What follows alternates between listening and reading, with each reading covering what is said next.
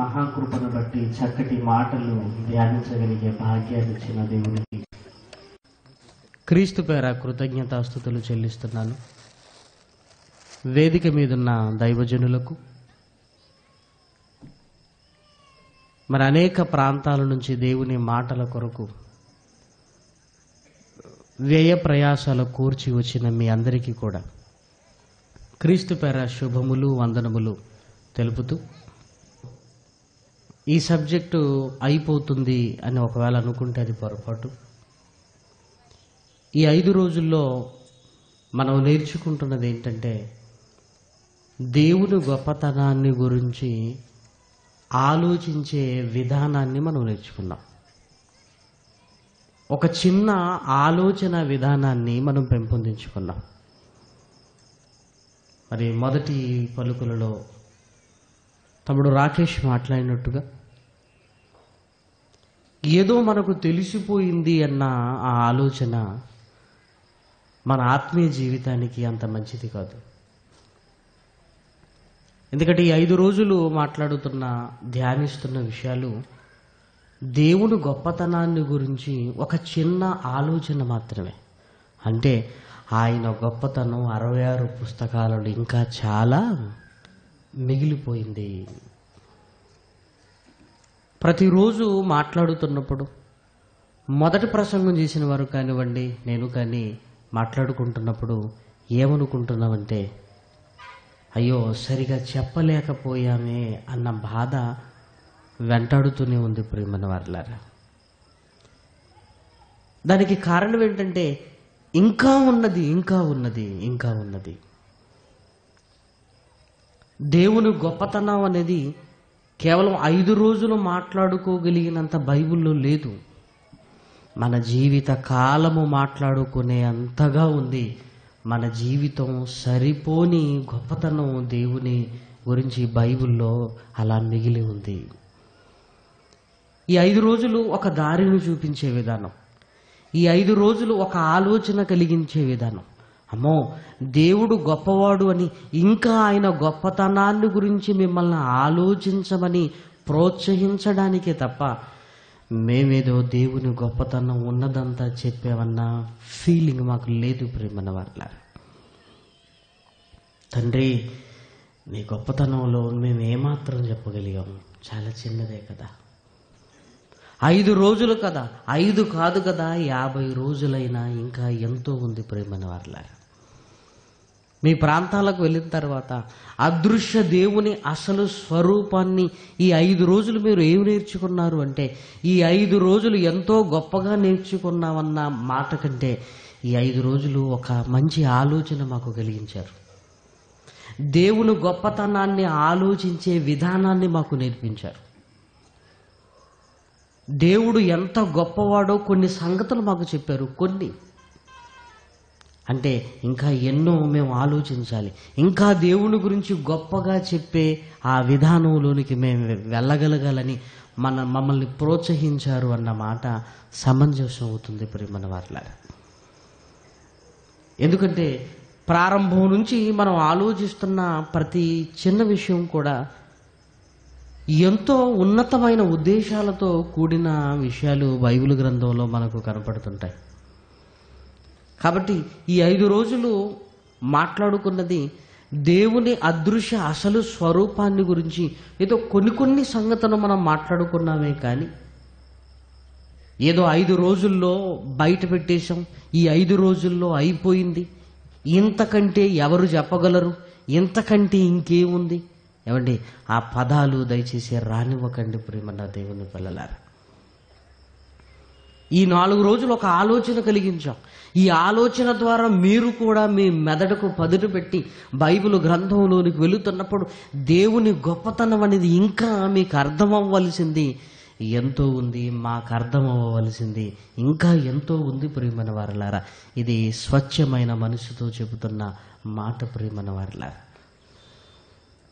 కాబట్టి ఈ 5 రోజులు మనం ఏం మాట్లాడుకున్నామో ఆ చిన్న సంగతులను ఒకసారి జ్ఞాపకం చేసుకోగలిగితే, ప్రవక్తలు దేవుని గురించి మాట్లాడుతూ దేవుడు అన్న పదం కంటే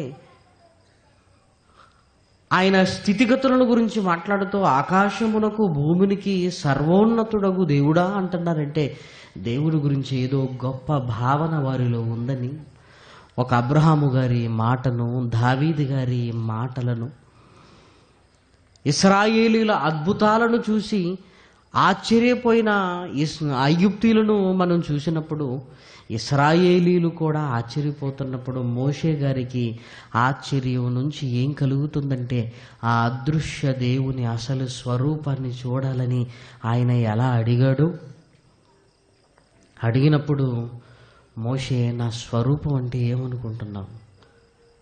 నా లక్షణమే కదా, నా మంచితనమంతయు నీకు కనపరిచేదను అని ఆకారాన్ని గురించి అడిగిన మోషే గారికి లక్షణాన్ని గురించి చెప్పిన ఆ సందర్భాన్ని మొదటి దినం మనం మాట్లాడుకున్నాం. ఇక ఆకారము అన్నది రాగానే మనిషికి తనకు ఒక ఆకారం ఉండేసరికి, ప్రతిరోజు మన ఆకారాన్ని మనం అద్దంలో చూసుకునేసరికి, ఆకారం అన్న పదానికి దేవుడు కూడా నాలానే ఉంటాడు అన్న ఆలోచనలు మనిషికి బలపడ్డాయి. నాలానే ఉంటాడు ఆయన, నాలానే ఉంటాడు. కానీ దేవుని గురించి మనం ఆలోచించినప్పుడు ప్రకృతి ఆయనకు భయపడుతుంది, దేవదూతలు ఆయనకు భయపడుతున్నాయి, చివరికి దయ్యాలు భయపడుతున్నాయి. ఏమండి, అయితే ఆయన ఆకారం ఏమై ఉండాలి? అదృశ్య దేవుని అసలు స్వరూపం ఏమైందని భయపడుతున్నాయో రెండవ దినాన్ని నేర్చుకున్నాం. మూడవ దినం మనుషులు ఎందుకు ఆకారం ఉంటుంది అనుకున్నారంటే, బైబిల్ గ్రంథంలో రెఫరెన్స్లలో కొన్ని, హనోకుతో నడిచాడు, ఇంపైన సువాసనను ఆఘ్రానించాడు, ఇదిగో చేతులు చాచాడు, ఇలా దేవునికి సంబంధించిన ఆకారాన్ని గురించి మాట్లాడేసరికి నాలాంటి ఆకారం ఉందనుకున్నాడు. అంతేకాదు, దేవుడు అన్న పదాన్ని, ఇది పుల్లింగం అని దేవునికి లింగ నిర్ధారణ కూడా చేసి దేవుడు పురుషుడు అని స్థిరపడిపోయాడు ఆలోచనలో మనిషి. నిజంగా అది ఎంతవరకు సబబు? ఒకవేళ మనలాంటి ఆకారం అయితే ప్రకృతి ఎందుకు భయపడుతుంది? మనలాంటి ఆకారం అయితే దేవదూతలు ఎందుకు భయపడతాయి? కాదు. మనకున్న ఆకారము కానే కాదు, మా నాయన ఎవరు అని ఆలోచించగలిగితే, మూడవ దినం ఇది మాట్లాడుకుంటే, నాలుగవ దినం ఆయన ఎవరు అని ఆలోచించగలిగితే, ఆత్మ స్థితిగతులను చూస్తుంటే అమరత్వము కలిగినది, ఆడ మగకు సంబంధించినది కాదు. ఆత్మనగానే ఇదిగో స్త్రీ పురుషుడా అన్న ఆలోచన ఆత్మ దగ్గర పనిచేయని ఆలోచన. ఆయన శక్తి స్వరూపుడు. ఆ శక్తి స్వరూపుడుకున్న లక్షణాలే మహనీయుడైన యేసుక్రీస్తు భూమి మీదకి వచ్చి మాట్లాడుతూ దహించు అగ్ని అన్నాడు, ప్రేమాస్వరూపి అన్నాడు, దేవుడు వెలుగై ఉన్నాడు అన్నాడు.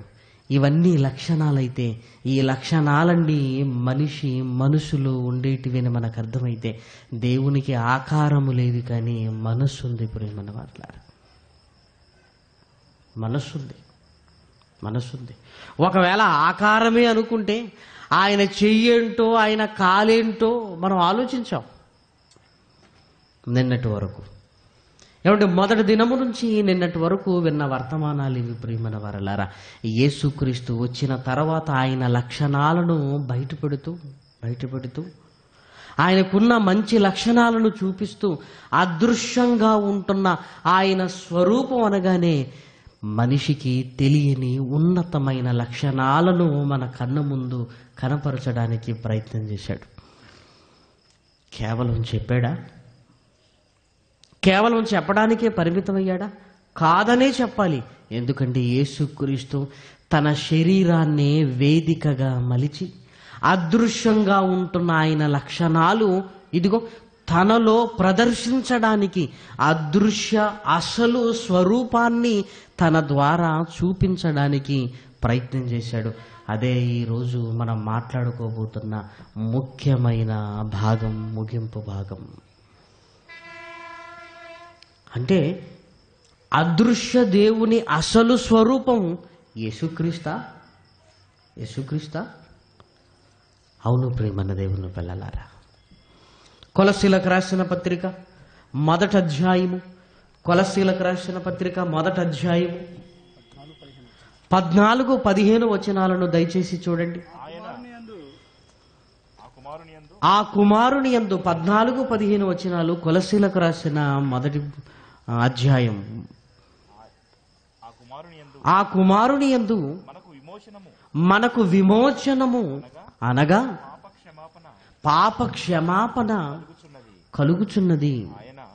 ఆయన అదృశ్య దేవుని స్వరూపి అయి, అదృశ్య దేవుని స్వరూపి అయి, అదృశ్యంగా ఉంటున్న ఆ దేవునికి యేసుక్రీస్తు స్వరూపము లాంటివాడు.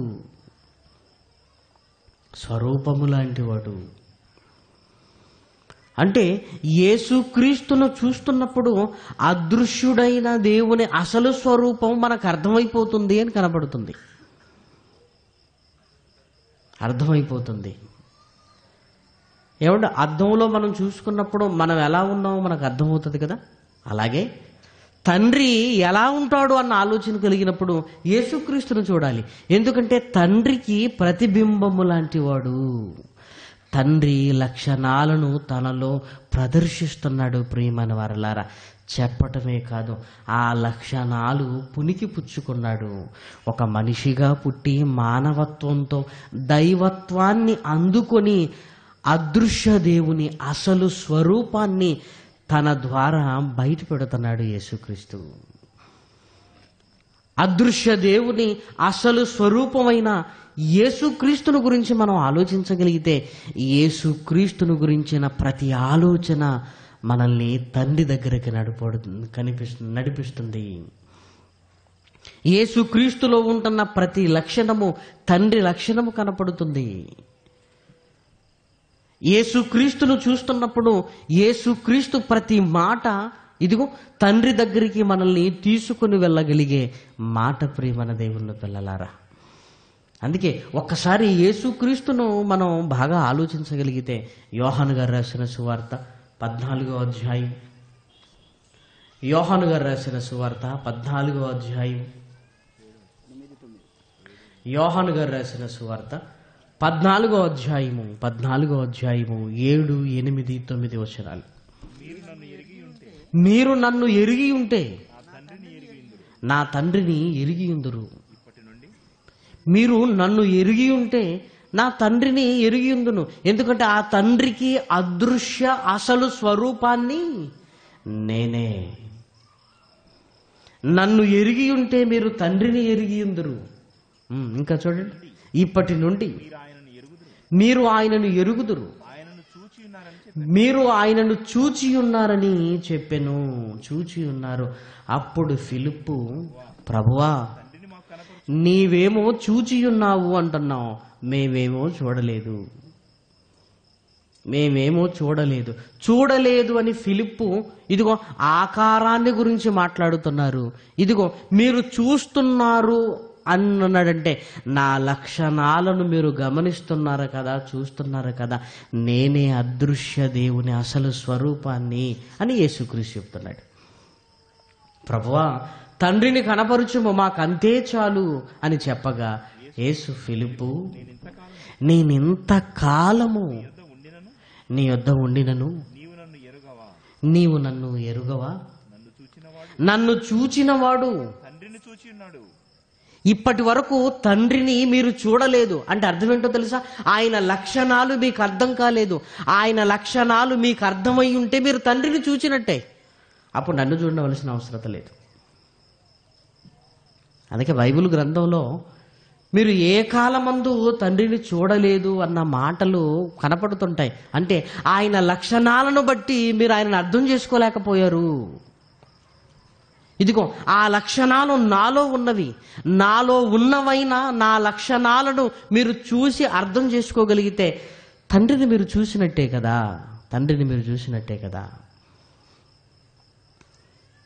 మీరు తండ్రిని చూసినట్టే కదా. నన్ను చూసిన వాడు తండ్రిని చూసినట్టే. ఎందుకంటే తండ్రికున్న లక్షణాలే నాకు ఉన్నవి, తండ్రికున్న లక్షణాలే నాకు ఉన్నవి. ఏమంటే తండ్రికి ఏ లక్షణాలు ఉన్నవని యేసుక్రీస్తు మాట్లాడినట్టుగా నేను నేర్చుకున్నాం. ఆయన దహించు అగ్ని అన్నాడు, ఆయన ప్రేమస్వరూపి అన్నాడు, దేవుడు వెలుగు అన్నాడు. ఇప్పుడు యేసుక్రీస్తు కూడా నన్ను చూడండి, ఎందుకు ఆ లక్షణాలే నాలో ఉన్నవి అన్నాడు. ఏమండి తండ్రికి ఉన్న లక్షణాలు అనగానే 3 కాదు, మీరు బైబిల్ గ్రంథంలోనికి వెళ్ళి చదువుతూ ఒక్కొక్కటి పెన్ను పెట్టుకొని రాసుకుంటే ఎన్ని లక్షణాలండి ఆయనకి, ఎన్ని లక్షణాలు, ఎన్ని లక్షణాలు ప్రియమైన వారలారా. ఏమంటే 1 గంట వ్యవధిలో ముగించాలి గనక ముఖ్యమైనవి చెప్పటం, మీకు ఆలోచనలు కలిగించటం, కానీ ఇదే దీనికి మించింది లేదు అని చెప్పటానికి కాదు ఈ సభలు. ఏమంటే ఇక్కడి నుంచి మీ ప్రయాణం ప్రారంభమై మహోన్నతుడైన దేవుణ్ణి అమితంగా ఆయన గొప్పతనాన్ని గురించి ఆలోచించే స్థితికి మీరు ప్రయాణించవలసిన దూరం ఇంకా చాలా ఉంది ప్రియమైన వారలారా. ఏదో 3 చెప్పారు కనుక ఆయనకున్నవి 3 లక్షణాలే అనుకోకండి ప్రియమైన వారలారా. ఇప్పుడు యేసుక్రీస్తులో మనం గమనించగలిగితే, యేసుక్రీస్తులో ఆయన దహించు అగ్ని అన్నప్పుడు ఆ లక్షణం చెప్పినప్పుడు ఆ లక్షణం యేసుక్రీస్తులో ఉందా? ఆయన వెలుగై ఉన్నాడు, వెలుగు పవిత్రతను సూచిస్తున్నప్పుడు యేసుక్రీస్తులో ఉన్న పవిత్రత ఏంటి? అదేవిధంగా ఆయన ప్రేమస్వరూపి అన్నప్పుడు యేసుక్రీస్తులో ఆ ప్రేమ మనకు కనపడుతుందా? ఆ లక్షణాలే ఈయనలో కనపడుతున్నాయంటే అదృశ్యంగా ఉంటున్న ఆ దేవునికి అసలు స్వరూపం ఈయనే. చెప్పాడు, చెప్పటంతోనే సరిపెట్టుకోలేదు ప్రియమైన వారలారా. ఆ లక్షణాలు తనలో సమాజానికి చూపించాడు. దేవుడు ఎక్కడున్నాడు అన్నవారికి ఇదిగో నన్ను చూడండి మీకు దేవుడు అర్థమవుతాడు అని ఆ ప్రశ్నకు తానే సమాధానంగా నిలిచాడు ప్రియమైన వారలారా. ఏమండి దేవుడు ఉన్నాడా లేడా అన్న ప్రశ్నకు సమాధానాన్ని చెప్పడానికి ప్రయత్నం చేస్తాం. యేసుక్రీస్తు సమాధానాన్ని చెప్పడానికి కాదు, ఆయనే ఆ ప్రశ్నకు సమాధానమైపోయాడు ప్రియమైన వారలారా. చూసారా, ఆయనే సమాధానమైపోయాడు. దేవుడు ఉన్నాడా లేడా ప్రశ్నకు ఆయనే సమాధానం, దేవుడు కనబడతాడా లేడా అన్నకు ఆయనే సమాధానం. ఆయన చెప్పటమే కాదు, ఇదిగో ఆయన బ్రతికే సమాధానమైపోయింది ఈరోజు సమాజానికి. అయితే ఈ లక్షణాలు ఆయనలో ఎలా ఉన్నాయి? ఒక దహించే లక్షణం యేసుక్రీస్తులో కనపడుతుందా? దహించు అగ్ని అనగానే ఒక కోపం, దహించు అగ్ని అనగానే ఇదిగో భరించలేడు అని మనకు అర్థమవుతున్నప్పుడు, భక్తిహీనతను ఆయన ఓర్చుకోలేడు అని మనకు అర్థమవుతున్నప్పుడు యేసుక్రీస్తులో ఆ లక్షణం మనకు కనపడుతుందంటే కనపడుతుంది ప్రియమైన వారలారా. యోహాను గారు రాసిన సువార్త 2వ అధ్యాయము 13వ వచనం. యూదుల పస్కా పండుగ సమీపింపగా యేసు యెరూషలేమునకు వెళ్ళి దేవాలయములో ఎడ్లను గొర్రెలను పావురములు అమ్మువారిని రూకలు మార్చువారిని కూర్చుండుట చూచి, ఏమంటే కొరడాలు రెడీగా లేవండి, ఏం చేశాడు? త్రాళ్లతో కొరడాలు చేసి గొర్రెలను ఎడ్లనన్నింటినీ దేవాలయములో నుండి తోలివేసి రూకలు మార్చు వారి రూకలను చల్లివేసి వారి బల్లలు పడద్రోసి పావురములు అమ్ము వారితో వీటిని ఇక్కడి నుండి తీసుకొని పొండి, నా తండ్రి ఇల్లు వ్యాపారపుటిల్లుగా చేయకండి. ఆవేదన కనపడుతుంది, కోపం కనపడుతుంది. భక్తిహీనులకు దహించు అగ్నిని ఎందుకన్నాడు తెలుసా? నా కొరకు ఎందుకు బ్రతకటం లేదని కోపం. ఇదిగో బ్రతకకపోవటం వల్ల ఇలాంటి స్థితి నీకు వచ్చిందన్న ఆవేదన తండ్రిలో ఎలా ఉందో మళ్ళీ యేసులో కనపడుతుంది. ప్రియమైన వారలారా, యేసుక్రీస్తులో కనపడుతుంది. యేసుక్రీస్తులో దేవాలయంలో జరుగుతున్న వాటిని చూసి తట్టుకోలేని విధంగా కనపడుతున్నాడు ఆయన. త్రాళ్లతో కొరడాలు చేసి అని రాయబడిందంటే తట్టుకోలేకపోయాడు. మళ్ళీ యేసుక్రీస్తులో ఆ లక్షణం కనపడుతుంది. అక్కడ దేవాలయంలో భక్తిహీనత కనిపించింది. భక్తిహీనత కనిపించగానే దైవ లక్షణం ఎలా కనపడుతుందో చూడండి ఆయనలో. పాత నిబంధన గ్రంథంలో భక్తిహీనులను చూసిన దేవుడు ఎలా దహించు అగ్నిగా కాల్చివేయాలనుకుంటున్నాడో ఆ లక్షణం మళ్ళీ భక్తిహీనత దేవాలయంలో కనిపించినప్పుడు ఆ లక్షణం ఎలా కనపడుతుందో చూడండి ఆయనలో. అదృశ్య దేవుని అసలు స్వరూపం యేసుక్రీస్తులో ఉంటున్న దైవ లక్షణాల రూపం. ప్రియమైన దేవుని పిల్లలారా, ఇంకా మనం చూడగలిగితే దేవుడు వెలుగై ఉన్నాడు అని చదువుకున్నాం. యేసుక్రీస్తుల గురించి కూడా అదే మాట రాయబడింది. చూడండి, యోహాను గారు రాసిన సువార్త 1వ అధ్యాయము 9వ వచనం. నిజమైన వెలుగు ఉండెను, అది లోకములోనికి వచ్చుచు ప్రతి మనుషుణ్ణి వెలిగించుచున్నది. దేవుడు గురించి వ్రాయబడింది. దేవుడు వెలుగై ఉన్నాడు. వెలుగు అంటే పవిత్రత. దేవుడు పరిశుద్ధుడు. మళ్ళీ యేసుక్రీస్తుని గురించి మాట్లాడుతూ నిజమైన వెలుగు ఉండెను, అది లోకములో ప్రతి మనుషుణ్ణి వెలిగించుచున్నది. మళ్ళీ దైవ లక్షణం. దేవుడు ఎలా చూపెట్టబడ్డాడో మళ్ళీ యేసుక్రీస్తులో ఆ లక్షణం కనపడుతుంది. ఆయనలో పవిత్రత. ప్రియమైన వారలారా, మనలాంటి ఆకారాన్ని ధరించుకున్న మహనీయుడు పాపము లేనివాడుగా బ్రతికాడు. అలాని మనవలే శోధింపబడినను అని రాయబడిందండి. మనవలే శోధింపబడినను. ఆయన పాపము లేనివాడుగా ఉండెను, వెలుగుగా ఉన్నాడు, పవిత్రంగా ఉన్నాడు. ఎలాంటి పరిస్థితుల మధ్య అంటే పాపము చెయ్యటానికి పుష్కలంగా ఉంటున్న ఈ లోకపు మధ్య తన పవిత్రతను కాపాడుకుంటున్నాడు. దైవ లక్షణం. ఇప్పుడు దేవుడు గురించి మీరు ఆలోచించండి. ఏమండి, దేవుడు ఏమైనా చేయొచ్చు. దేవుడు ఏదైనా చేస్తే నువ్వెందుకు చేశావు అని దేవుణ్ణి అడిగేవారు ఎవరైనా ఉన్నారా? ఎవ్వరు లేరు. అలాంటప్పుడు తప్పు చేయొచ్చు కదండి. ఆయన ఎవరు అడుగరు. కానీ ఆయన తన లక్షణానికి భిన్నంగా ప్రవర్తించడు. నన్ను ఎవరో అడుగుతారని దేవుడు పవిత్రంగా లేడు. నన్ను ఎవరు అడగకపోయినా నేను పవిత్రంగా ఉండాలి. నన్ను ఎవరు అడగకపోయినా, చూసారా, అన్నీ చేయగలిగే అవకాశాలున్నా తప్పు చేయడు దేవుడు, మంచి చేస్తాడు. యేసుక్రీస్తు పాపము చేసి అవకాశాలు పుష్కలంగా ఉన్నా పాపము చేయుడు. మరేం చేస్తాడు? మంచి చేస్తాడు. దైవ లక్షణం. దేవుడు వెలుగై ఉన్నాడు. యేసుక్రీస్తు నిజమైన వెలుగు ఉండెను. పవిత్రత అంటే అన్ని చేయగలిగిన వాడు, అనగా తప్పు చేయగలిగిన స్థితి ఉన్నప్పటికీ దేవుడు చేయడు. ప్రియమైన వారలారా,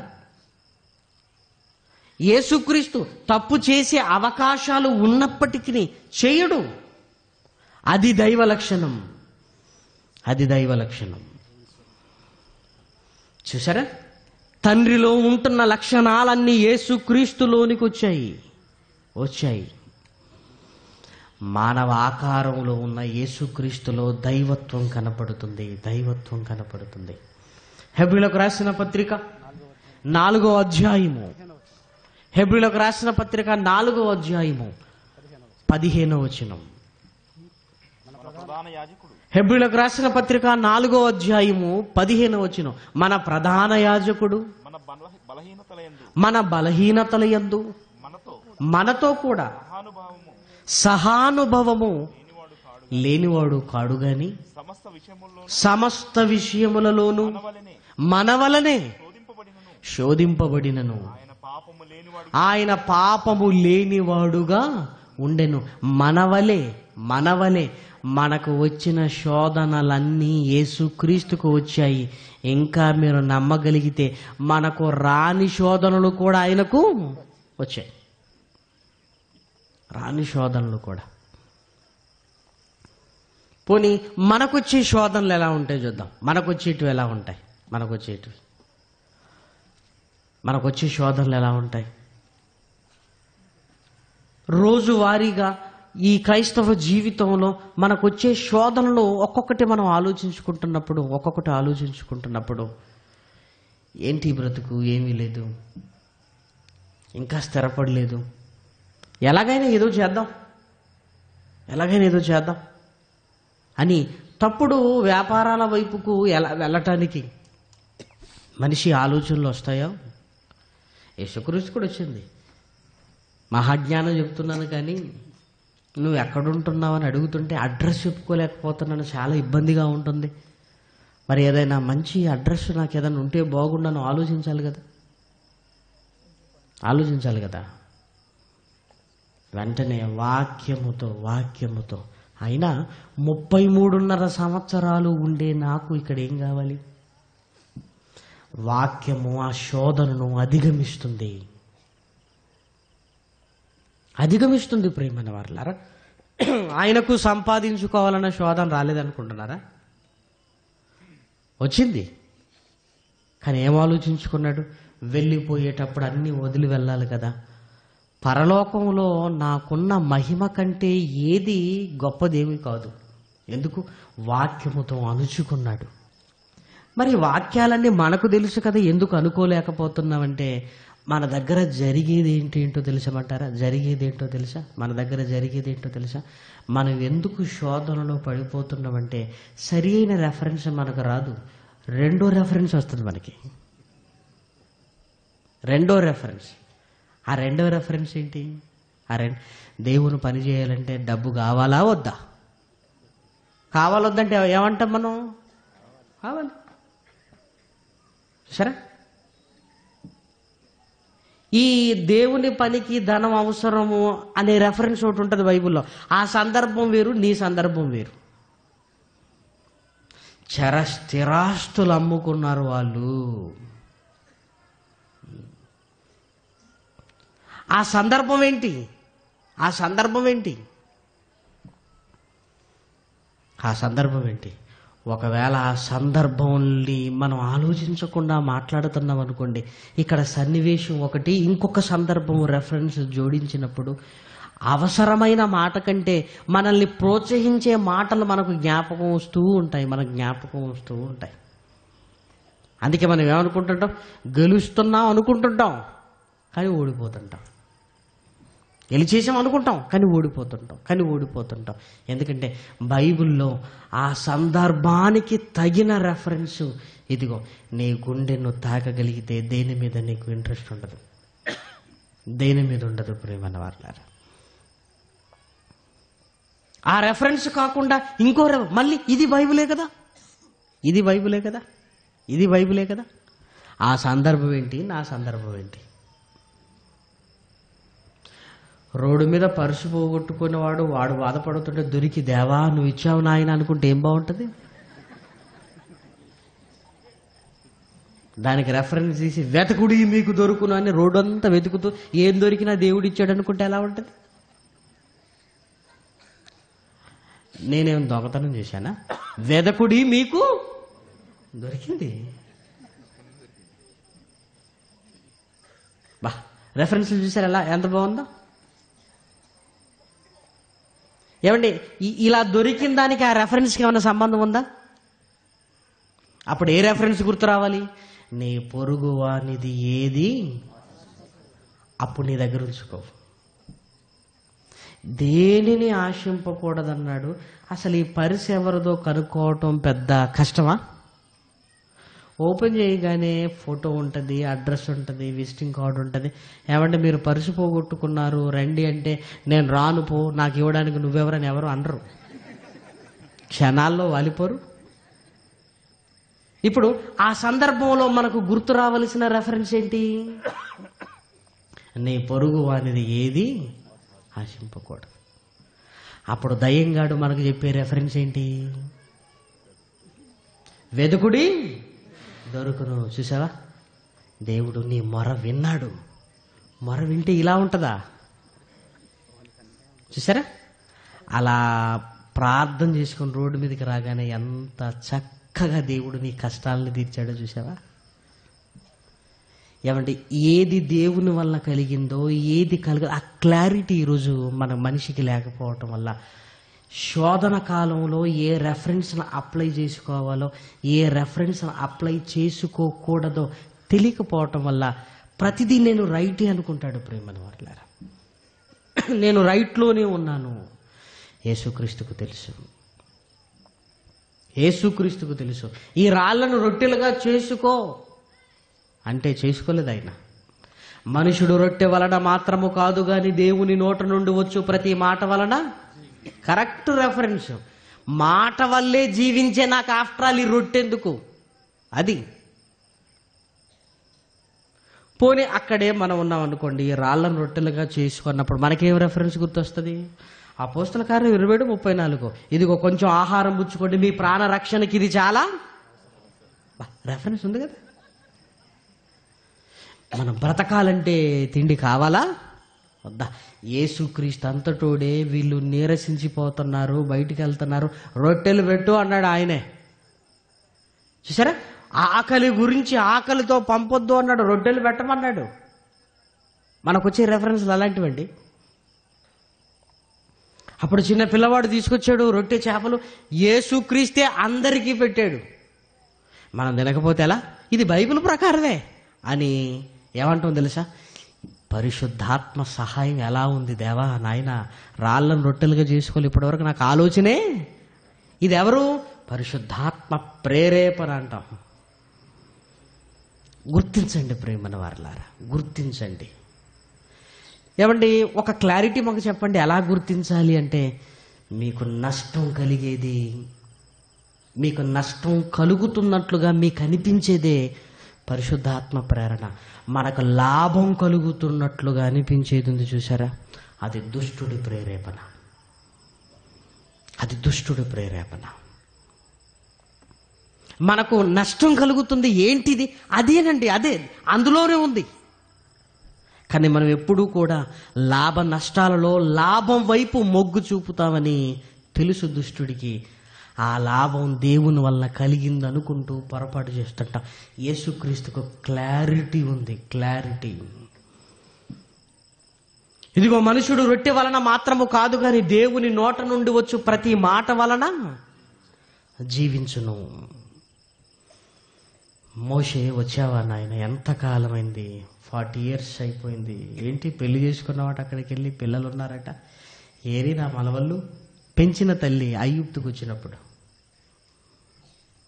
ఏంటి మనవళ్ళు నీరింటికి తీసుకురాలేదా? ఐగుప్తు సింహాసనం నీదే నాయన, నీదే. అప్పుడు దుష్టుడి ప్రేరేపణ ఏముంటుందో తెలుసండి? మోషే, ఆ రోజు యోసేపుకు దేవుడు అవకాశం ఇచ్చాడు, ఈరోజు నీకు. ఆ రోజు యోసేపుకు ఎవరిచ్చారు సింహాసనం? దేవుడే. యోసేపుకి ఇచ్చిన దేవుడు ఇప్పుడు నీకిస్తున్నాడు. అంటే ఇప్పుడు మోషే ఏమనుకోవాలి? ఏమనుకోవాలి? నిజమే నాయన, నేను ఏదో ఎదురు తిరగాలి ఇది అనుకున్నాను, కానీ నువ్వు ఇలా డిసైడ్ చేసావా నాయనా? అలాగైతే ఇశ్రాయేలు ప్రజలు నేను బాగా చూసుకుంటాను కదా, రాజు అయిపోతే పోలే అనుకోలేదు. ఒకవైపు లాభం, ఒకవైపు కష్టం. ఏది దుష్టుడు, ఏది పరిశుద్ధాత్మ ప్రేరణ, ఏది దేవుని ఆలోచన చూస్తూ కష్టాన్ని కలిగించేది ఎంచుకున్నాడు. ఆ కష్టంలోనే దేవుని నిర్ణయం ఉంది ప్రియమైన వారలారా. ఏమనుకున్నాడో తెలుసా? ఒకనాడు యోసేపు విషయంలో సింహాసనం మీద కూర్చోవాలని దేవుని ఆలోచనే. కానీ ఏం జరిగింది? యోసేపు చచ్చిపోయిన తర్వాత ఇశ్రాయేలులు శాశ్వతంగా బానిసలు అయిపోయారు. ఇప్పుడు నేనుంటే ఇప్పుడు నేను సింహాసనం మీద ఉన్నాను అనుకో, నేనున్నంత వరకు బాగానే ఉంటారు. నేను చచ్చిపోయిన తర్వాత, యోసేపు చనిపోయిన తర్వాత అదే జరిగింది. నేను చనిపోయిన తర్వాత కూడా అదే జరుగుతుంది. యోసేపు పట్ల దేవుని సంకల్పం పాలించాలి, నా పట్ల దేవుని సంకల్పం విడిపించాలి. క్లారిటీ ఉందండి ఆయనకి, క్లారిటీ ఉంది ఆయనకి. నేను విడిపించాలి. ఆయనకు అంతఃపురం, నాకు అరణ్యం. ఆయనకు రాజదండం, నాకు కర్రే. దేవుడు ఎవరెవరిని ఎలా వాడుకుంటాడో ఆ క్లారిటీ మోషే గారికి ఉంది. నో, విడిపించాలి, నేను విడిపించాలి, పాలించడానికి కాదు. ఏది చెయ్యాలన్న ఒక మానసికమైన సంఘర్షణ. ఆ సంఘర్షణలో ఏది పరిశుద్ధాత్మ ప్రేరణ, ఏది దుష్టుడు ప్రేరణ, ఇది తెలియక ఊగిసలాట మధ్య మన జీవితాలలో పవిత్రత లేకుండా పోతుంది. ప్రియమైన వారలారా, మనవలే శోధింపబడినను ఆయన పాపము లేనివాడుగా ఉండెను అంటే ఆ పరిస్థితులకు సరిగ్గా దేవుని నిర్ణయాలను అప్లై చేశాడు. బైబిల్లో ఉంటున్న మాటలు, బైబిల్లో ఉంటున్న మిగిలిన సందర్భంలో ఉంటున్న మాటలను మనుషులు వాడుకున్నట్టుగా యేసుక్రీస్తు వాడుకోలేదు. ప్రియమైన వారలారా, ఈ సందర్భంలో నాకు ఏ మాట వర్తిస్తుంది తినమన్నాడా? లేదు. ఆయన నోటి నుండి వచ్చు ప్రతి మాట ఏమంటే దాన్ని పెంపొందించుకోండి. ప్రియమైన వారలారా, ఏ మాట ఏ సందర్భంలో అప్లై అవుతుందో ఆ జ్ఞానం మనకు ఉండాలి. ప్రియమైన వారలారా, అది దుష్టుడి ప్రేరేపణ, అది లాభం కలిగించేటట్టుకుందా? లాభము కలిగించేటట్టుగా ఉంటే ఆ తర్వాత నీకు మిగిలేది నష్టం. కష్టంగా ఉన్న దానిని ఎంచుకో. సంతోషపు లోగిళ్ళలోనికి నీ పాదాలు వెళ్ళిపోతాయి. లాభం కలిగించే దాని వెనక నష్టం ఉంటుంది, కష్టం ఉంటుంది. కష్టంగా కనపడుతున్న దాని వెనక ఇదిగో ఒక ఆనందం ఉంటుంది. నువ్వు బేరీజు వేయి, రెండు నిర్ణయాలను ఆలోచించు. ఎందుకంటే అంత తొందరగా మన జీవితాలలో తెచ్చుకున్న పవిత్రతను ఎందుకు పోగొట్టుకోవాలి? బతకాలి అనుకుంటూనే బ్రతుకును ముగించుకోవటం కాదు. మనం అనుకుంటున్న, దేవుడు కోరుకుంటున్న పవిత్రత మనలోనికి రావాలి. మన వలనే శోధింపబడి దేవుడు వెలుగై ఉన్నాడు, యేసు వెలుగై ఉన్నాడు. ఆ లక్షణం మళ్ళీ యేసుక్రీస్తులో కనపడుతుంది. ఇదిగో దేవునిలో ఉన్న ప్రేమ యేసుక్రీస్తులో మళ్ళీ ప్రేమ కనపడుతుంది. పౌలు గారు మాట్లాడిన ఒక అద్భుతమైన మాట, ప్రియమైన వారలారా, యేసుక్రీస్తు ప్రేమను గురించి చెప్పిన ఒక అద్భుతమైన మాట చూడండి. కొరంథీలకు రాసిన రెండవ పత్రిక 5వ అధ్యాయం 14వ వచనం. కొరంథీలకు రాసిన రెండవ పత్రిక 5వ అధ్యాయము 14వ వచనం. స్వస్థ బుద్ధి గలవారమైతిమా, మీ నిమిత్తమే మమ్మల్ని క్రీస్తు ప్రేమ బలవంతము చేయుచున్నది. దుష్టుడు కాదండి పౌలు గారిని బలవంతం చేసేది, క్రీస్తు ప్రేమ అన్నాడు. తండ్రిలో ఉన్న ప్రేమ మళ్ళీ ఇదిగో యేసుక్రీస్తులో కనపడుతుంది. తండ్రిలో ఉన్న ప్రేమ, తండ్రిలో ఉన్న ప్రేమ, తండ్రిలో ఉన్న ప్రేమ, తండ్రిలో ఉన్న ప్రేమ మళ్ళీ యేసుక్రీస్తులో కనపడుతుంది. క్రీస్తు ప్రేమ మమ్మల్ని బలవంతము చేయుచున్నది. ఎలాగనగా అందరి కొరకు ఒకడు మృతి పొందెను గనుక. ఆ ప్రేమ ఎక్కడ వ్యక్తం అవుతుందో తెలుసా? యేసుక్రీస్తు మరణంలో. ప్రియమైన వారలారా, యేసుక్రీస్తు మరణంలో. ప్రియమైన వారలారా, మరణములో ఆయన మరణంలో అంత బలవంతం ఉందా? పౌలు గారిని ఆకర్షించింది యేసుక్రీస్తు చేసిన అద్భుతాలు కాదు. పౌలు గారిని ఆకర్షించింది యేసుక్రీస్తు శిలువ మరణం.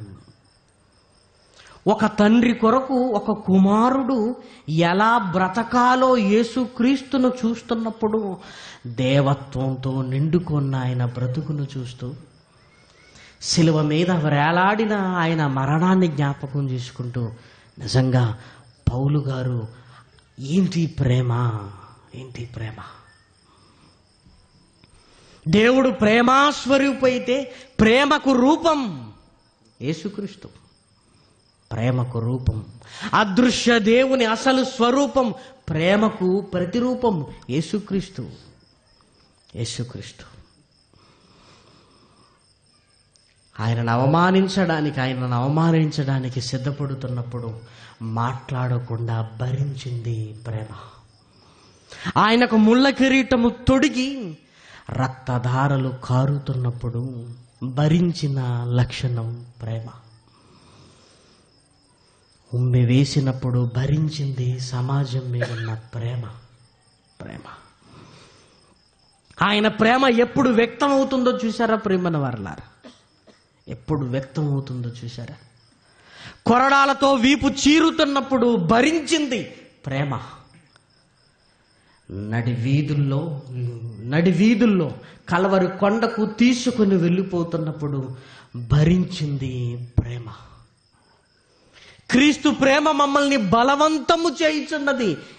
ఎలా బలవంతం చేస్తుందంటే, ఆయన శిలువ యాగాన్ని జ్ఞాపకం చేసుకుంటున్న పౌలు గారు ఆ శిలువ ఘట్టాన్ని మరువలేకపోయాడు. ప్రేమన వారలారా, ఏమన్నాడో తెలుసా?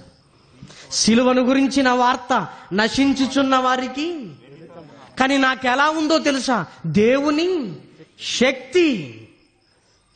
శక్తి. ఎందుకు? ఆ శిలువలో ప్రేమ కనపడుతుంది. క్రీస్తు ప్రేమ మమ్మల్ని బలవంతము చేయుచున్నది అన్నాడు. అది చాలదన్నట్టుగా కలవరి కొండ మీద శిలువ వెయ్యటానికి శీలలు చేతుల్లో కొడుతున్నప్పుడు భరించింది ప్రేమ. ఏమండి, ఆ స్థితిలో యేసుక్రీస్తు నిందించుకోవాలి కదా ప్రేమన వారలారా? యోబు కూడా కష్టం వచ్చిందండి. ఆ కష్టంలో ఏం చేశాడో తెలుసా? దేవుణ్ణి ఏమనలేదు, కానీ తనను తాను మాత్రం ఏం చేసుకున్నాడు? తన పుట్టిన దినాన్ని శపించుకున్నాడు. ఆ బాధ భరించలేక ఏదో ఒక మాట అనుకోవాలి, కానీ మాట్లాడలేదు ప్రేమ. మాట్లాడిన మాటలు, తండ్రి వీరేమి చేయుచున్నారో వీరెరుగరు గనక వీరిని క్షమించుమన్నది ప్రేమ కదా. వీరిని క్షమించు నాయన, వీరిని క్షమించు. కనపడుతుందా ప్రేమ ఆయనలో? కనపడుతుందా? ఏమండి, బైబిల్ అంతటిలో చూడండి ప్రియమైన వారలారా, ప్రేమకు ప్రతిరూపం యేసుక్రీస్తు కదా. ఆ ప్రేమే కదా మనల్ని బ్రతికించింది. ఆ ప్రేమే కదా ఆయన శిలువ చెంతకు మనల్ని నడిపించింది. ఆ ప్రేమే కదా మనకు విమోచన కలిగించింది. ఆ ప్రేమే కదా ఈరోజు తండ్రి దగ్గరికి మనల్ని నడిపించేది. లేకపోతే ఆయన ఎందుకు రావాలి? ఆయన ఎందుకు మన కొరకు యాగం అవ్వాలి? మళ్ళీ ఆయన ఎందుకు రానున్నాడని ఆలోచిస్తే ఆయన వచ్చేది కూడా ఆయన కోసం కాదు, మళ్ళీ మనల్ని తండ్రి దగ్గరకు తీసుకుని వెళ్ళటానికి. యోహాను సువార్త 14వ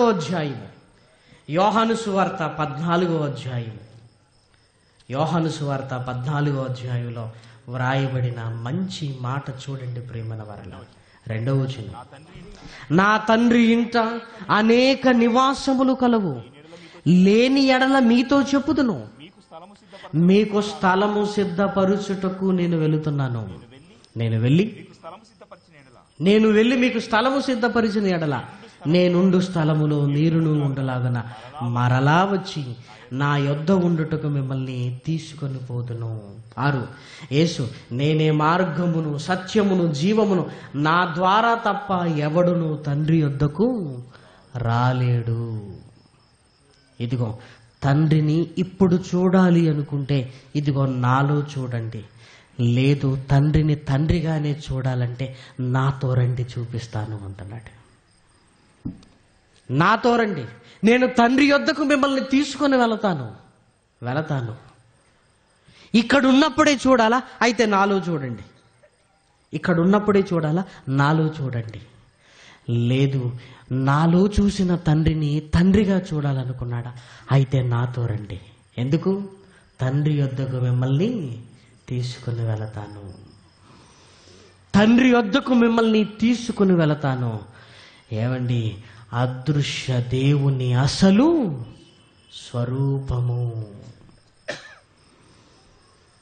మీరు బ్రతికుండగానే మీకు అర్థం కావాలనుకుంటున్నారా? అయితే నాలో చూడండి. నాలో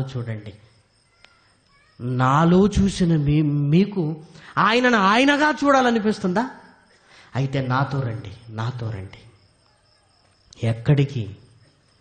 నేనుండు మహాలోకానికి, ఆ తండ్రి ఉండే మహాలోకానికి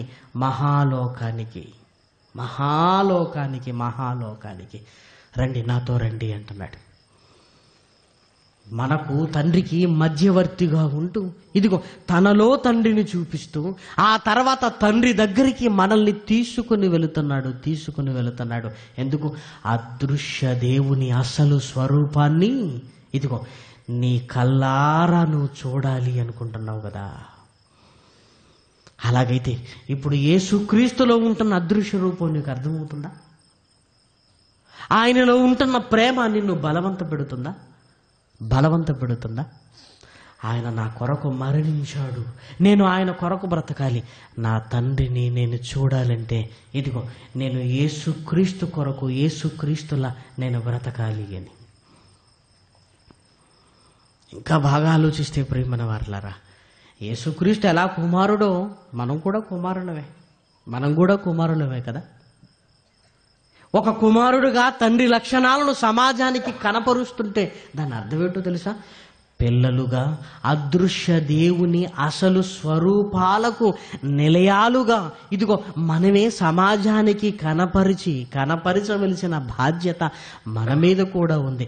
ఎందుకో పవిత్రత అనగానే అది యేసుక్రీస్తు సంబంధించింది, మనం పర్వాలేదు అనుకోవడానికి వీలు లేదు. దేవుని విషయంలో ఆయన ప్రేమస్వరూపి, ఆయన ప్రేమ యేసుక్రీస్తులో ఉండొచ్చు, కానీ మనలో ఉండవలసిన అవసరత లేదు అనుకోవడానికి వీలు లేదు. యేసుక్రీస్తులో ఏ లక్షణాలు ఉన్నావో నీలో కూడా అవే లక్షణాలు రావాలి. అలాగైతే నీలో ఆ లక్షణాలు రాగలిగితే దేవుని కొరకు మండే లక్షణం నీలో, దేవుని కొరకు అనేకులకు పవిత్రంగా కనబరుచుకోవాలన్న లక్షణం నీలో, పవిత్రత నీలో, ప్రేమ ఉంటే అదృశ్య దేవుని అసలు స్వరూపాలు ఎవరు? నువ్వే. యేసుక్రీస్తే అన్నప్పుడు ఎలా అర్థం చేసుకోగలుగుతున్నావో ఆ లక్షణాలు నీలో ఉన్నప్పుడు అదృశ్య దేవుని అసలు స్వరూపానివి నువ్వే. కాకపోతే పై రూపమని లోకం ఫిక్స్ అయిపోయింది కాదు, ఆ లక్షణాలు నీలో ఉంటే అదృశ్య దేవుని అసలు స్వరూపానివి నువ్వే. నీలో ఆ లక్షణాలు ఉంటే క్లాసులు జరుగుతున్నప్పుడు ఒక తమ్ముడు ఒక మంచి పాట పాడాడు. దేవా, ఎక్కడెక్కడో వెతుకుతున్నాను నిన్ను, కానీ ఎక్కడ నువ్వు నాకు దొరకలేవయ్యా. ఎందుకో నా గుండెల్లో తొంగి చూసుకుంటే నువ్వు ఎక్కడున్నావు? నాలోనే ఉన్నావయ్యా. నాలో ఉండటం అంటే నా మంచి లక్షణాలలో నువ్వు ఉన్నావు. నా మంచి లక్షణాలలో ఎప్పుడు ప్రకృతిలో దైవ లక్షణాలు ఉన్నవని చెప్పటమేనా? మనలో కూడా ఉన్నవని చూపించటం ఏమైనా ఉందా? దైవ లక్షణాల రోమా 1 తీయండి. మాలో లేవు కానీ అందులో చూడండి, అక్కడ ఏముంది? ఆయన అదృశ్య లక్షణములు అనగా నిత్య శక్తి. మేమెప్పుడు పడిపోతామో మాకు తెలీదు. దేవత్వము, మానవత్వం ఇక్కడ మాయమైపోయింది. సృష్టింపబడిన వస్తువులు కన్న కుమారుడులో లేదో సృష్టింపబడిన వస్తువులు. చదవలేదా నువ్వు? రెఫరెన్స్లు మాత్రం భలే గుర్తుంటాయండి మనకి. రోమా 1:21 తీసేయి. అర్థమైందా ఇప్పుడు? అది బ్రదర్, ఎప్పుడు రెఫరెన్స్లు తీసి చెప్పటమేనా? నిన్ను నువ్వు చూపించుకొని చెప్పే సమాధానం ఏమైనా ఉందా? చెప్పగలవా? నాలో అదృశ్య దేవుని అసలు స్వరూపాన్ని చూడు, నాలో చూడు. చెప్పగలవా? నాలో చూడు. ఇంకా ప్రకృతిని చూపిద్దామా ప్రియమైన వారలారా? ఇంకా ఇంకా ప్రకృతే దిక్కా? ఇంకా దేవుడి గురించి చెప్పడానికి ప్రకృతే దిక్కా? సూర్యుడే దిక్కా? చంద్రుడే దిక్కా? నువ్వు కాదా? నువ్వు కాదా చెప్పు.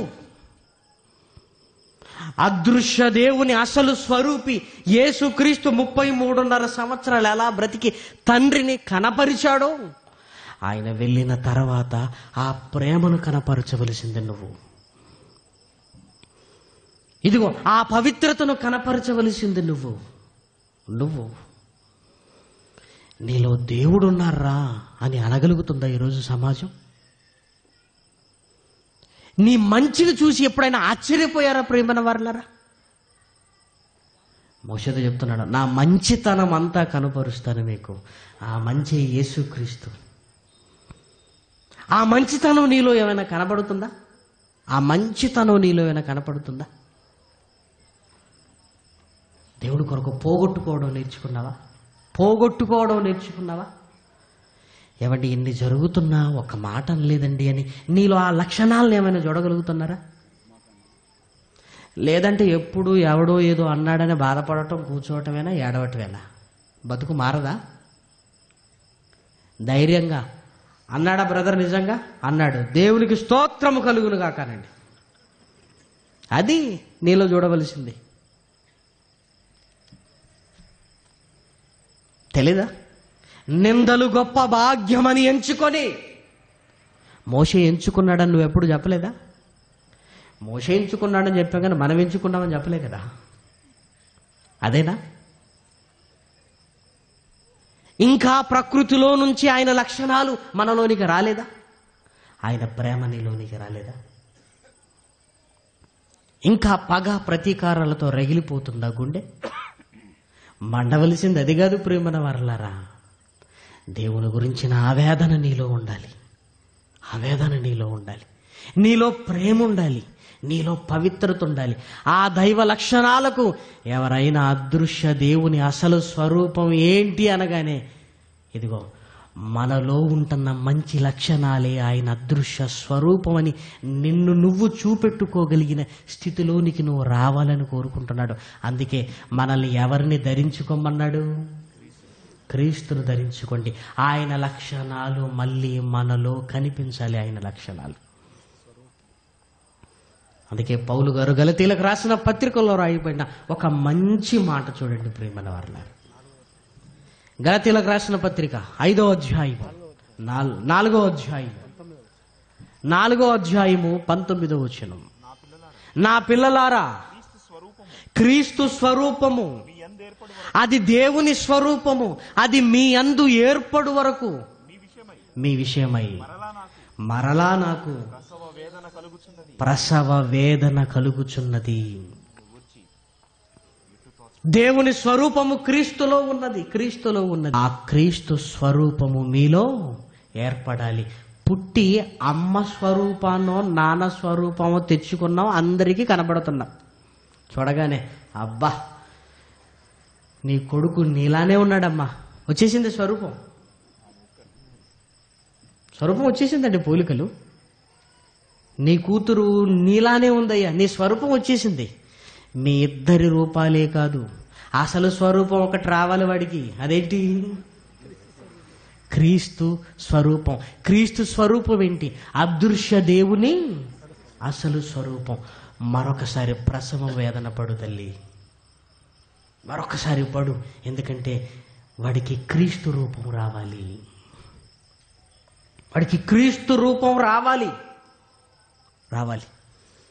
ఒక తండ్రిగా మళ్ళీ నువ్వు కష్టపడాలి. పెంచడానికి కాదు సుమా, వాడిలో క్రీస్తు స్వరూపాన్ని తీసుకొని రావటానికి. ఎందుకంటే అదృశ్య దేవుని అసలు స్వరూపాలుగా మనమే బ్రతకాలి ప్రియమైన వారలారా. యేసుక్రీస్తు వెళ్ళిపోయాడు కదా. పౌలు గారు ఏమన్నాడో తెలుసా? ఆయన వెళ్ళిపోయాడు, ఇదిగో ఆయన లక్షణాలు నాలో ఉన్నవి. నేను క్రీస్తును పోలి నడుచుకున్న ప్రకారము మీరు నన్ను పోలి.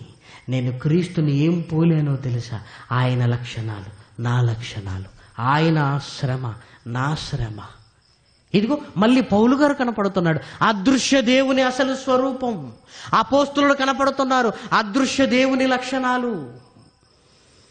ఆ తర్వాత కాలాల్లో మనం కదా ప్రియమైన వారలారా, మనం కదా నీలో క్రీస్తు కనిపించాలి ప్రియమైన వారలారా.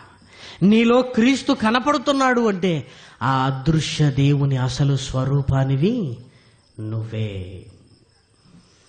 ఏమండి, ఒకరి స్వరూపం ఒకరిలో చూడటం ఏంటి అని ఒకవేళ అనుకుంటే, ఒకవేళ అసలుగాను ఆయనను చూడాలి అనుకుంటే మహాలోకానికి వెళ్ళాలి ప్రియమైన దేవుని పిల్లలారా.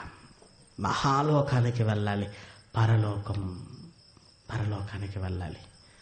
పరలోకానికి వెళ్ళిన తర్వాత ఆయనను చూసే భాగ్యమున్నా ఇదిగో ఇప్పుడు మాత్రం అక్కడికి వెళ్ళాలంటే ఇదిగో క్రీస్తు స్వరూపం మనలో ఏర్పడాలి.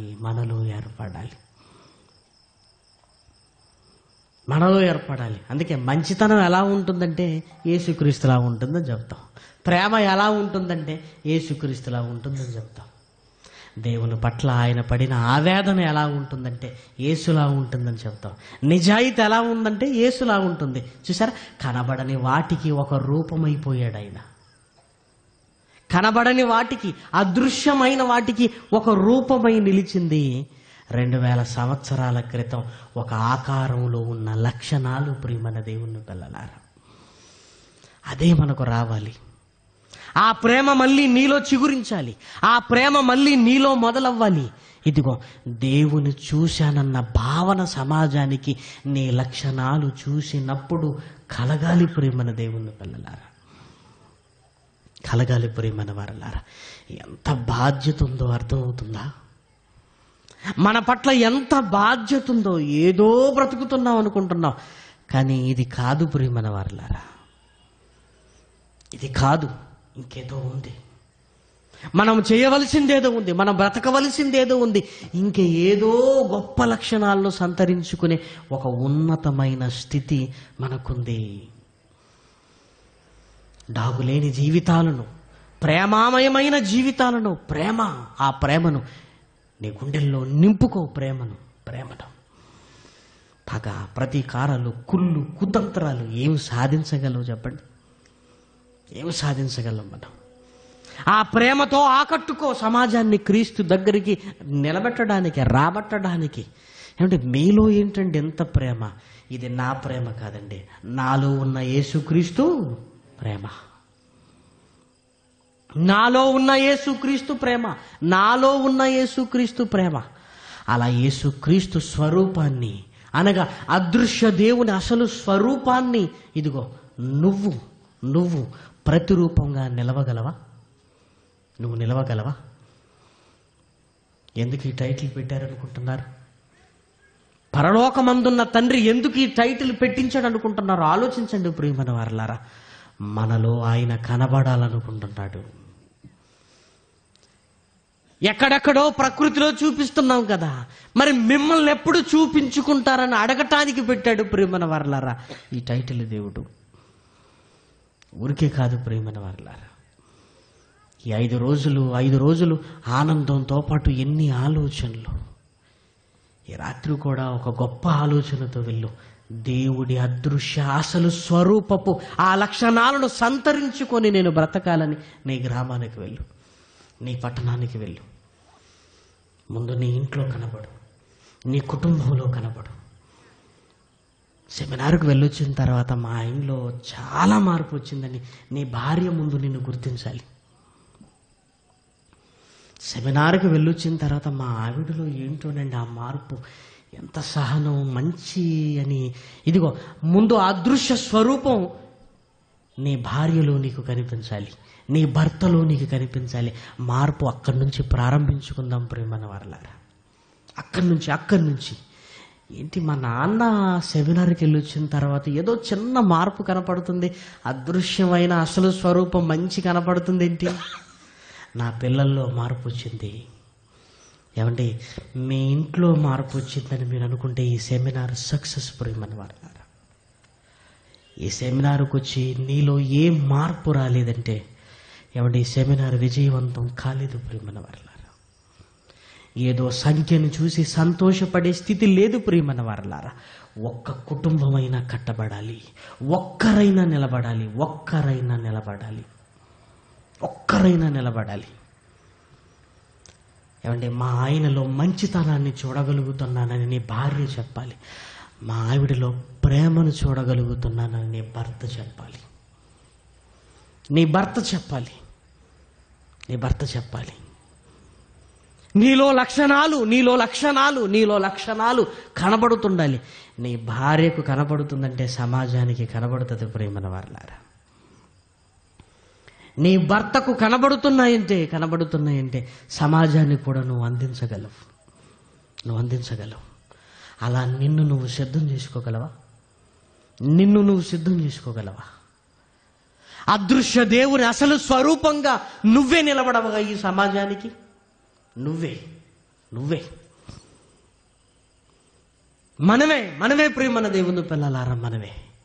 ఏమంటే అలా నిలబడగలిగితే ఆయన మనకిచ్చే మహాభాగ్యం ఏంటో తెలుసా? ఆయనను చూసే మహాభాగ్యం. అది అంత సామాన్యంగా రాదు ప్రియమైన వారలారా, అంత సామాన్యంగా ఏదో వచ్చేది కాదు. దేవుణ్ణి చూడటం అంటే నీ జీవితంలో అంతకంటే కష్టమైనది ఇంకొకటి ఉండదేమో. అది అంత అచీవ్మెంట్ ప్రియమైన వారలారా, అది అంత గొప్పది. అదేదో ఊరికే వస్తుందని మీరు అనుకోకండి.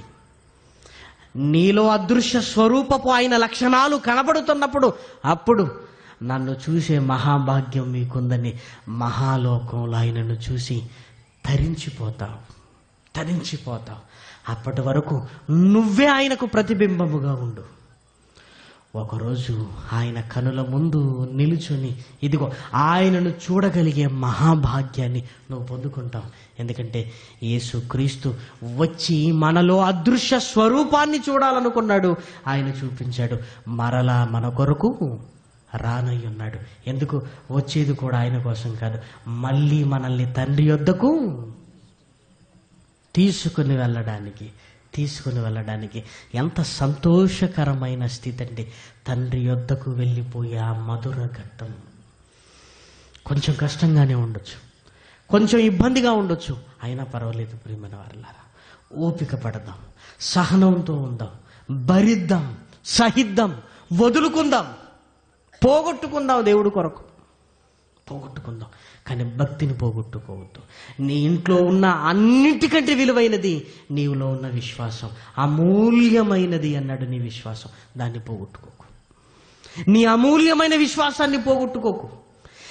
దాన్ని ఉంచుకోవటానికి ఏదైనా పోగొట్టుకో, కానీ దాన్ని పోగొట్టుకోకు. నీ అమూల్యమైన విశ్వాసాన్ని పోగొట్టుకోకు. నీ నిరీక్షణను చెదరగొట్టుకోకు, నిరసించిపోకు. దైవ లక్షణాలలో ఉన్న నువ్వు ఆనందించు. దేవునిలో మంచిగా బ్రతుకుతున్నందుకు గర్వపడు. మంచిగా బ్రతుకుతున్నందుకు దేవా నీ దయ వలన ఈ బ్రతుకు నాకు వచ్చిందని సంతోషపడు. అంతే తప్ప పోగొట్టుకోకు. అదృశ్య దేవుని అసలు స్వరూపిగా నువ్వే నిలబడు సమాజానికి. దేవుడు ఎక్కడున్నాడంటే ఇక్కడని చెప్పు, నిన్ను చూపించి. ఎక్కడున్నాడు? ఆయన ఎలా ఉంటాడంటే నా లక్షణాలను చూడని చెప్పు సమాజానికి. ధైర్యంగా చెప్పు. అలాంటి బ్రతుకును నువ్వు పొందుకోగలవా? అందుకేనండి దేవుడు ఈ టైటిల్ పెట్టించాడు. ఎన్నో అనుకున్నాం ప్రియమైన వారలారా, ఎన్నో అనుకున్నాం. కానీ ఆలోచనలు దేవుడు ఎందుకు ఇక్కడికి తీసుకొచ్చాడంటే, నాయనా ఇంకా మీకు అర్థం కావాలి. రానున్న కాలంలో ఎన్నో సెమినార్లను మీరు అంటున్నారు. ఇప్పుడే నన్ను అర్థం చేసుకుంటేనే మీరు మరొకటి నేను అర్థం కావాలి మీకు. నేను అర్థం కాకపోతే మీరు ఎన్ని చేసినా వేస్ట్. అందుకే మళ్ళీ కరీంనగర్ అంటున్నారు, మళ్ళీ భార్య అంటున్నారు. అందుకే ఇదిగో ఈ సెమినార్లో నేనేంటో మీకు అర్థమవుతాను. నా ప్రేమ కరీంనగర్లో చూపించండి. ఇదిగో నాలో ఉన్న పవిత్రత మీలో ఉంటూ చూపించండి. అందుకే ముందుగానే మనకు అర్థమవుతున్నాడు ప్రియమైన వారలారా. ఇక నుంచి సవాళ్ళు, ఇక నుంచి ఎదురీతలు, ఇక నుంచి ఎన్నొచ్చినా పర్వాలేదు, వీటిని పోగొట్టుకోకూడదు. దైవ లక్షణాలను పోగొట్టుకోకూడదు. అందుకే దేవుడు మనల్ని సిద్ధం చేయడానికే ఇదిగో అదృశ్య దేవుని అసలు స్వరూపాలుగా మనం బ్రతకడానికే మనల్ని నిలబెట్టాడు. ఆ యేసుక్రీస్తు నీలో ఉండాలి. ఆ యేసుక్రీస్తు రూపంలో తండ్రి అదృశ్య స్వరూపము నువ్వే కావాలి. ప్రార్థన చేసుకుందామంటే. దయగలిగిన మా కన్న తండ్రి, మీకు వందనములు నాయన. మీ ఆలోచన ఏంటో నాయన ఈ రోజు వరకు మాకు తెలియదు నాయన. ఏదేదో అనుకున్నాం, కానీ మేమేనా నాయన? ఇంకా ప్రకృతిని చూసి చెప్పుకునే స్థితిలోనే మేమున్నామని నాయన సిగ్గుపడుతున్నాం నాయన. మమ్మల్ని చూపించుకునే స్థితి నాయన, మా వలే బ్రతికిన యేసుక్రీస్తుని బట్టి బ్రతకగలమనే ధైర్యం వస్తుంది నాయన. మీ తోడు కావాలి, మీ పరిశుద్ధాత్మ సహాయం కావాలి. మమ్మల్ని అందరినీ ఒక కుటుంబంగా నాయన ఈ 5 రోజులు ఉంచినందుకు మీకు వందనములు. మళ్ళీ కరీంనగర్లో కలుసుకోవడానికి సిద్ధపడుతున్నాం నాయన. ఈ కార్యక్రమాలను నిర్విరామంగా తీసుకుని వెళ్ళండి ఆయన. అనేకుల కుటుంబాలకు ఆశీర్వాదకరంగా మలచండి. సహకరించిన, పని చేసిన, వచ్చిన, ఉన్న పిల్లలు, కుటుంబాలు నాయన ప్రతి ఒక్కరిని పేరు పేరు వరుసన జ్ఞాపకం చేసుకోండి. రాత్రికాల ప్రయాణంలో మీ పిల్లలు క్షేమంగా వెళ్ళారన్న ఆనందాన్ని మాకు ఇవ్వండి నాయన. ఈ సెమినార్లో నాయన గాయపడిన, చెదురుమదురు సంఘటనలు జరిగిన మీ పిల్లలకు నాయన మీ కృపను చూపించండి నాయన. సహాయం చేయండి.